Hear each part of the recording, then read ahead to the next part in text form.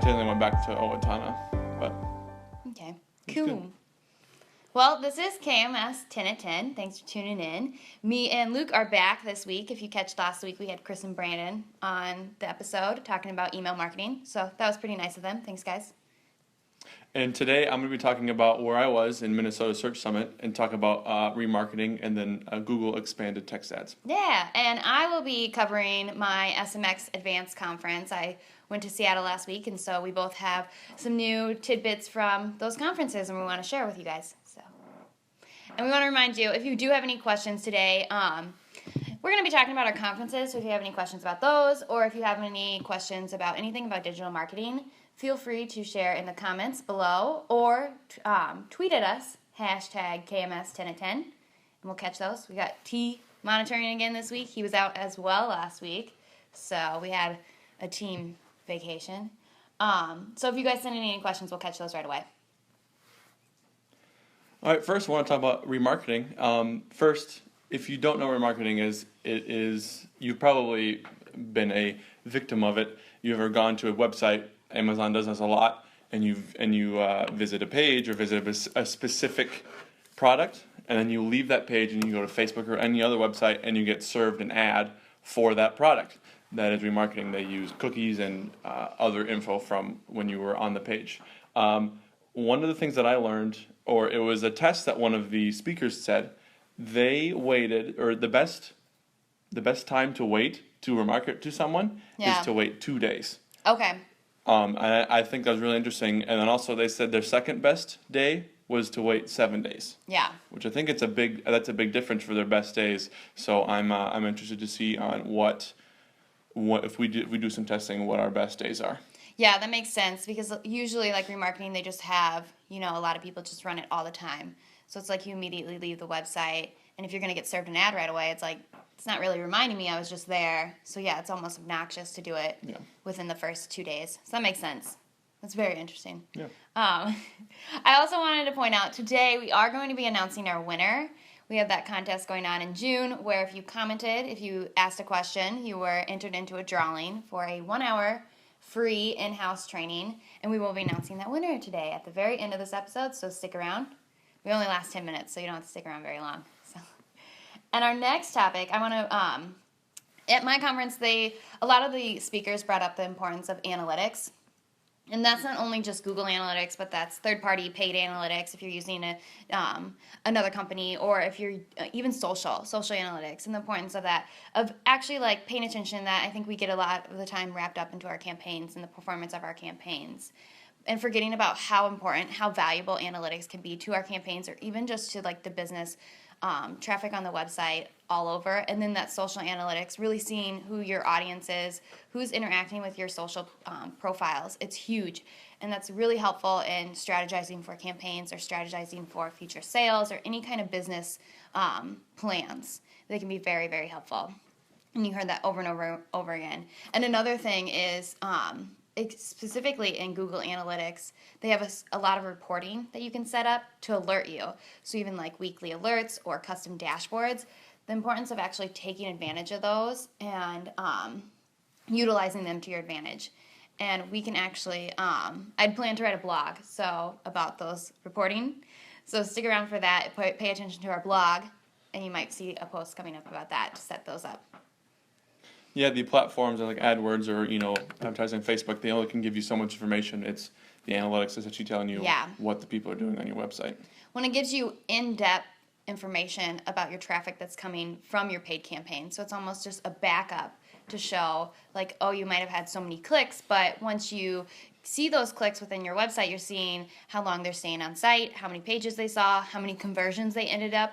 If you set up goals, and you can see, what that traffic is doing on your site. So analytics is really important.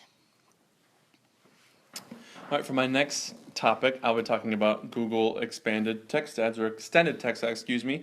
One of the speakers there works for a pretty big ad firm. I don't remember where he was from, but they have almost all their clients, they have access to the extended text ads. Yeah. And he had some insights.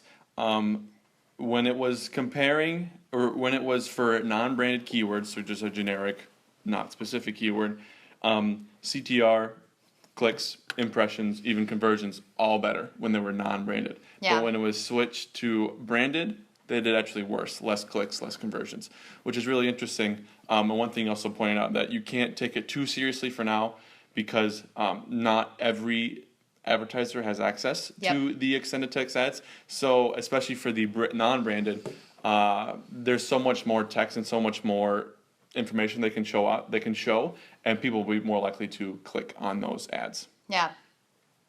Cool. And I'm going to roll right into that with the extended text ads.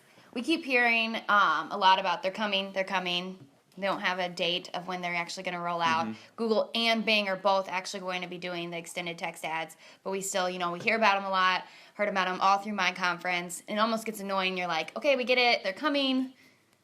So when are they coming so we can do something? But actually, I want to highly encourage to prepare for them beforehand because it is a pretty big change if you have a lot of ads, if you have a lot of campaigns, especially for agencies, not only just standalone businesses, but for agencies specifically, they have a lot of ads that they'll need to be updating, and it's very important to prepare for that in advance. And it's not something to shortcut. It's not something to take your ads and just throw in, that extra couple characters for the headline, the extra, maybe you throw in another call to action at the end in the description lines. It's something to take advantage of and really strategize with your copy and see what you can do to really extend that message.